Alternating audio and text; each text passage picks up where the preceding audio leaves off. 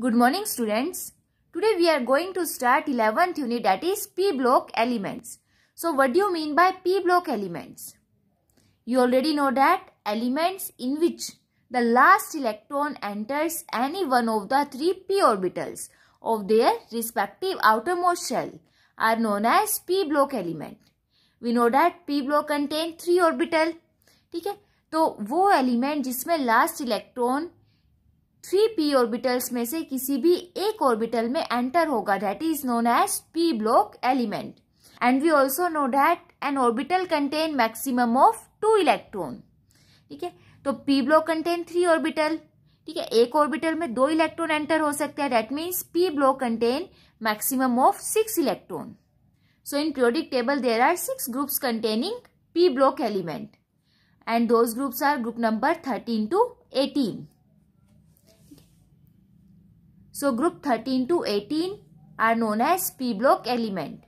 Group 13 contain boron, aluminium, gallium, indium, thallium. Group 14 elements are carbon, silicon, germanium, tin, lead. Group 15 elements are nitrogen, phosphorus, arsenic, antimony, bismuth. Group 16 elements oxygen, sulfur, selenium, tellurium, polonium. Group 17 elements are fluorine, chlorine, bromine, iodine, acetine. Group 18 elements neon, argon, krypton, xenon and radon. Is it clear? And the p block contain metals, non-metals as well as metalloids. ठीक है, metal, non metal और metalloids को separate करने के लिए यहाँ पे हम एक जिगजैग लाइन ड्रॉ करेंगे. तो लाइन के राइट हैंड साइड पे जो भी एलिमेंट्स है, these are known as non metals. The elements which are present left to the line are metals by nature and the elements which are present over the border line are known as metalloids. ठीक है, like silicon, germanium, arsenic, antimony, tellurium, etc. Metalloids whose properties lies between metals and non-metals. Is it clear?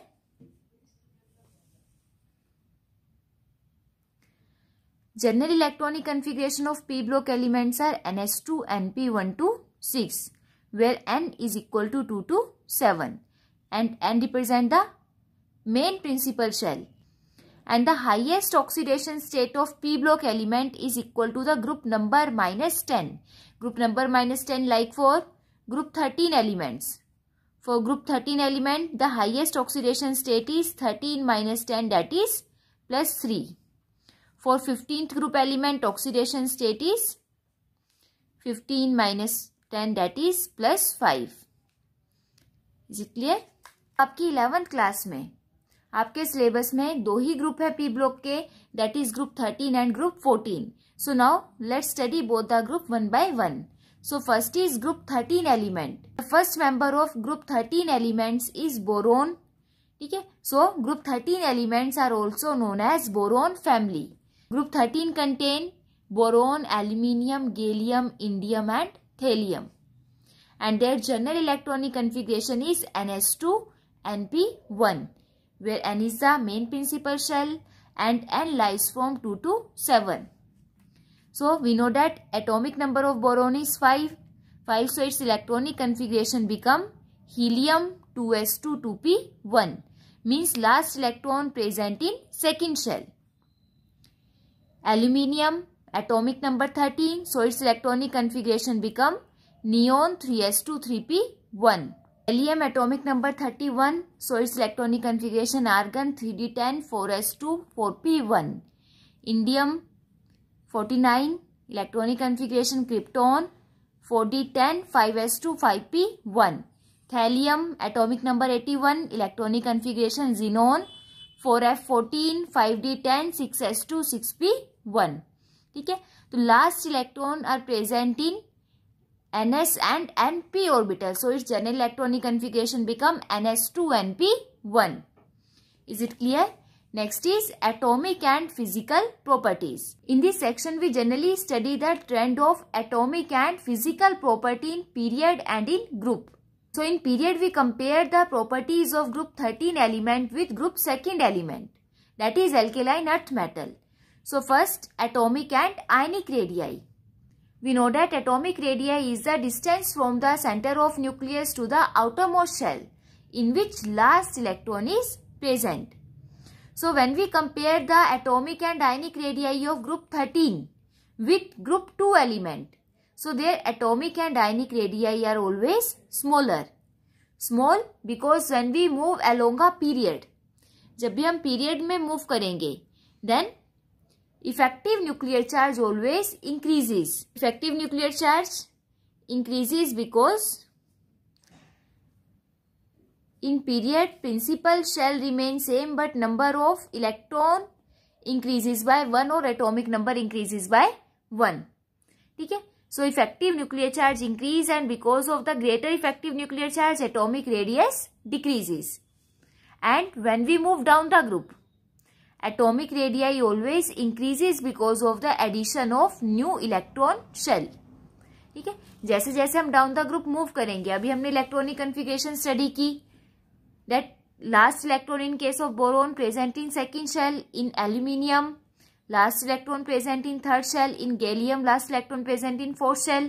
तो जैसे जैसे down the group move करेंगे, जो main energy shell है वो increase होगी. मेन एनर्जी शेल इंक्रीज होने से न्यूक्लियस और लास्ट शेल के बीच का डिस्टेंस इंक्रीज होगा. So atomic radii increases.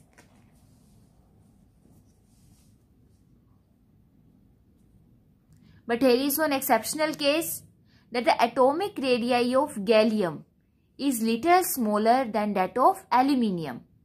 ठीक है. And then again further increases from gallium to thallium. So when we move down the group, expected order should be boron is smaller than aluminium, aluminium is smaller than gallium, and atomic radius of gallium is smaller than indium, indium is smaller than thallium. ठीक है. Aluminium का जो size है वो gallium से small होना चाहिए, but in actual gallium atomic size of gallium is smaller than aluminium. ठीक है. यहाँ पे ये एक्सेप्शनल केस आ जाएगा, और जहां पे भी एक्सेप्शनल केस आएगा that order is always important. And when we move boron to aluminium, further 3 valence electron is present in 3s and 3p shell. ठीक है. अभी तक यहाँ पे d ऑर्बिटल की एंट्री नहीं हुई है, बट जैसे ही हम एल्यूमिनियम से गैलियम की तरफ मूव करेंगे, now extra 10 electrons are present in inner shell. Is it clear? Boron में लास्ट शेल में 3 इलेक्ट्रॉन्स प्रेजेंट थे, एल्यूमिनियम में भी 3 हैं, बट जैसे ही हम एल्यूमिनियम से गैलियम की तरफ मूव करेंगे तो s और p के इलेक्ट्रॉन्स के साथ साथ 10 इलेक्ट्रॉन d ऑर्बिटल में भी एंटर करेंगे. And we know that d orbital have very poor shielding effect. Shielding effect क्या होगा? If you remember, we already studied shielding effect और screening effect in 3rd unit. Shielding effect multi electron atoms के case में मिलेगा. Multi electron atoms which contain more than 1 shell. Like if in first shell there are 2 electrons, second shell में 8 electrons present होंगे, then some valence electron are present in next shells. ठीक है. अभी देखो, first shell के जो electrons है वो न्यूक्लियस के डायरेक्ट कॉन्टेक्ट में है. There are only attractive forces. But जैसे ही हम फर्स्ट से सेकेंड शेल की तरफ मूव करेंगे, अब सेकेंड शेल के इलेक्ट्रॉन्स भी न्यूक्लियस से अट्रैक्टेड होंगे. ठीक है. Nucleus is also attracted the electron present in next shell. But अब न्यूक्लियस और सेकेंड शेल के इलेक्ट्रॉन डायरेक्ट कॉन्टेक्ट में नहीं है. न्यूक्लियस और सेकेंड शेल के बीच में फर्स्ट शेल भी आ गई है. ठीक है. फर्स्ट शेल में अब जो इलेक्ट्रॉन है, अब दोनों शेल्स में जो इलेक्ट्रॉन है both carry same charge, that is negative charge, and we know that same charge repel each other. ठीक है. तो अब जो इनर शेल के इलेक्ट्रॉन्स आउटर शेल के इलेक्ट्रॉन्स को रिपेल करेंगे, that is known as their shielding effect. Inner shell के इलेक्ट्रॉन आउटर मोस्ट शेल के इलेक्ट्रॉन को जितना ज्यादा रिपेल कर रहे हैं, उससे न्यूक्लियस का जो इफेक्टिव चार्ज है, जो न्यूक्लियस की आउटर मोस्ट शेल के इलेक्ट्रॉन्स को अट्रैक्ट करने की टेंडेंसी है वो उतनी ही कम हो जाएगी। न्यूक्लियस जिस टेंडेंसी से अट्रैक्ट कर, अब जो इलेक्ट्रॉन्स है वो न्यूक्लियस की तरफ जिस टेंडेंसी से अट्रैक्ट होने चाहिए, इनर मोस्ट शेल की रिपल्शन की वजह से वो न्यूक्लियस की तरफ उस टेंडेंसी से अट्रैक्ट नहीं हो पाएंगे, जिससे इफेक्टिव न्यूक्लियर चार्ज डिक्रीज होगा, and that is known as shielding effect. तो जितना ज्यादा शील्डिंग इफेक्ट होगा, outermost shell electron feel more repulsion, ठीक है, उतना ही ज्यादा वो रिपल्शन फील करेंगे। जितना ज्यादा रिपल्शन फील करेंगे, न्यूक्लियस और इलेक्ट्रॉन के बीच में इंटरेक्शन उतनी ही कम होगी। तो जैसे हम सेकंड से थर्ड शेल पे जाएंगे ना, जो थर्ड शेल के इलेक्ट्रॉन है वो फर्स्ट शेल के इलेक्ट्रॉन से भी रिपल्शन फील करेंगे और सेकंड शेल के इलेक्ट्रॉन से भी, एंड सो ऑन, ठीक है। अब वी नो दैट न्यूक्लियस के सबसे क्लोज एस ऑर्बिटल हैं, then P, then d, then f. तो जो इलेक्ट्रॉन्स न्यूक्लियस के सबसे क्लोज है उनका शील्डिंग इफेक्ट मैक्सिमम होगा।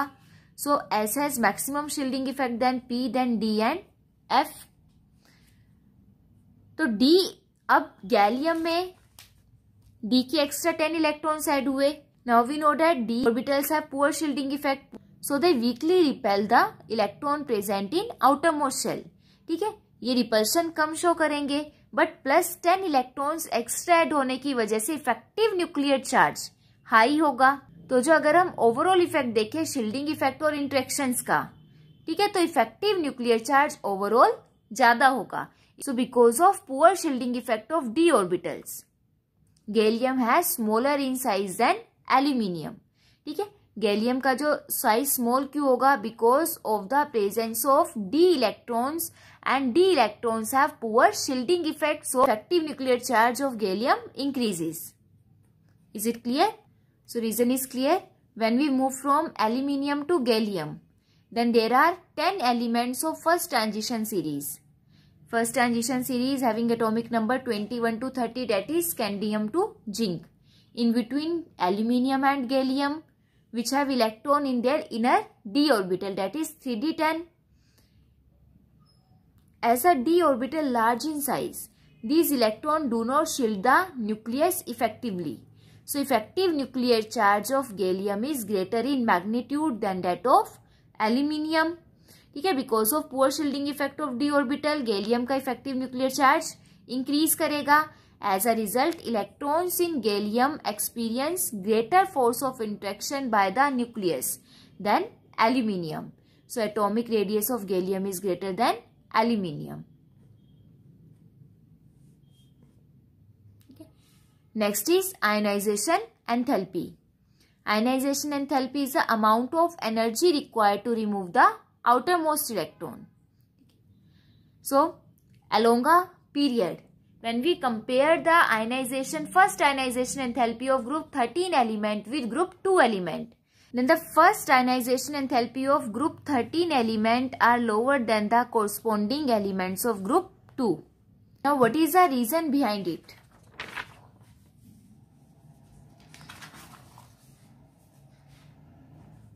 Now let's take an example of beryllium and boron.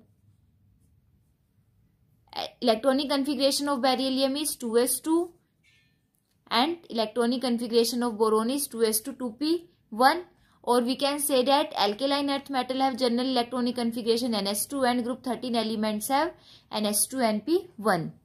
So in case of group 13 element, last electron is present in p orbital, and in case of second group element, last electron is present in s block. ठीक है, so S have more penetration effect as comparison to p orbitals,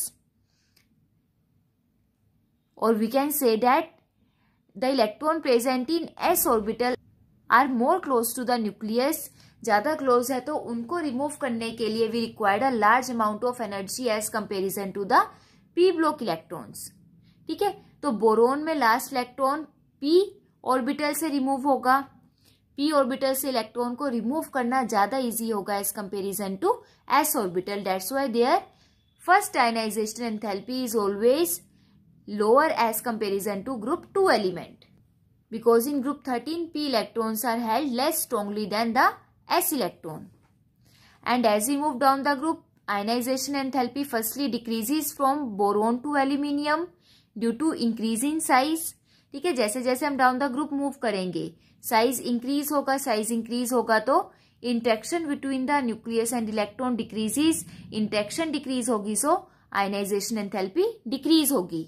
but when we move from aluminium to gallium, then there is slightly increase in ionization energy as comparison to aluminium, and that is because of poor shielding effect of d orbitals. aluminium से जब हम gallium की तरफ move करेंगे तो ionization energy में further increase क्यों होगा? अभी हमने किया that because of the presence of d electron, effective nuclear charge increases, effective nuclear charge increase होगा, atomic size decrease होगा. So the removal of electron become difficult. Ionization energy increases from aluminium to gallium. And again when we move from gallium to indium, then ionization energy again decreases and further increases when we move from indium to thallium. Now next is electronegativity. Electronegativity, now we know that when we move in a period, effective nuclear charge increases. So due to increase in effective nuclear charge, group 13 elements are more electronegative as comparison to group 2 elements, that is alkaline earth metals. And when we move down the group, electronegativity first decreases from boron to aluminium and then again slightly increases down the group. ठीक है, जब हम down the group move कर रहे हैं तो पहले boron से एल्यूमिनियम की तरफ मूव करते हुए इलेक्ट्रोनेगेटिविटी डिक्रीज होगी, उसके बाद स्लाइटली इंक्रीज होगी. इंक्रीज क्यों होगी? Then because of poor shielding effect of inner d and f electron, there is increase in effective nuclear charge. ठीक है, ये वाला जो कंसेप्ट है आपका, that is very very important. From aluminium to gallium, then there is presence of extra 10 d electron, and because of those d electron there is change in physical and chemical properties of group 13 element. तो ये वाला जो concept है आपके, जो mostly conceptual questions बनेंगे, जो भी एक्सेप्शन आएगा, जो ग्रुप 13 एलिमेंट है, ग्रुप 14, ग्रुप 15, तीनों ही ग्रुप में जब हम थर्ड पीरियड से फोर्थ पीरियड की तरफ मूव करेंगे तो जो उनकी केमिकल और फिजिकल प्रॉपर्टी है वो एक्सेप्शनल बिहेवियर शो करेंगी because of the poor shielding effect of intervening d electrons. So the order of electronegativity is aluminium is less electronegative than gallium is then indium. Indium is less electronegative than thallium and thallium is less electronegative than boron. Means in case of group 13 element, boron is the most electronegative element and aluminium is least electronegative element. Next is electropositive character. Electropositive character, when we move from group 2 to group 13, then electropositive character decreases because of decrease in atomic size or increase in effective nuclear charge. And down the group अभी हमने जो electronegativity का character किया उसका opposite आ जाएगा. Electropositive and electronegative character are inversely proportional to each other. When we move from boron to aluminium, electropositive character increases as atomic size increases and ionization enthalpy decreases. And from aluminium to thallium, electropositive character decreases because of the presence of d and f orbital, which cause poor shielding and increase in effective nuclear charge. Is it clear? Next property is melting point and boiling point.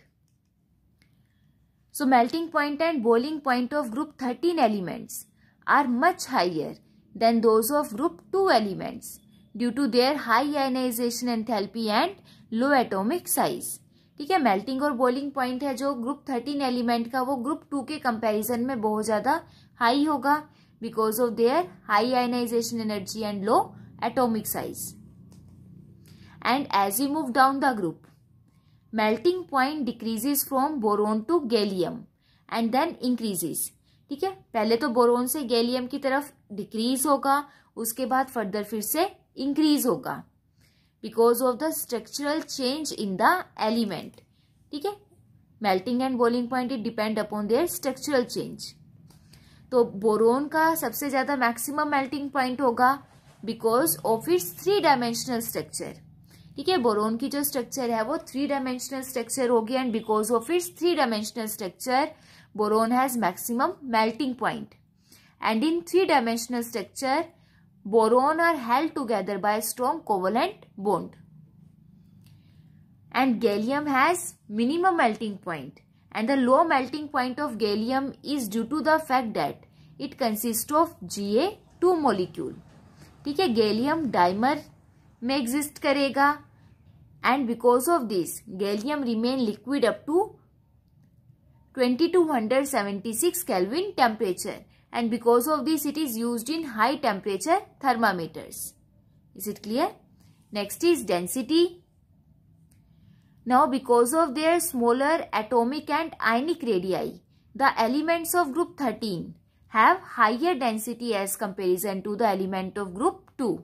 ठीक है, अब इनका size small होने की वजह से इनकी density high होगी ग्रुप 2 एलिमेंट के कंपैरिजन में. And when we move down the group move करेंगे तो एटॉमिक साइज भी इंक्रीज होगा और एटॉमिक मास भी इंक्रीज होगा. And we know that density depends upon mass and volume और एटॉमिक साइज. तो मास भी इंक्रीज हो रहा है और वॉल्यूम भी इंक्रीज हो रहा है because atomic size increases. But the increase in atomic mass overweigh the effect of increased atomic size. Atomic mass में जो इंक्रीज है वो वॉल्यूम के कंपैरिजन में बहुत हाई होगा. So overall density increases regularly from boron to thallium. Is it clear? So these are the important atomic and physical properties of group 13 elements. I hope you understood all these properties. Thank you and have a nice day.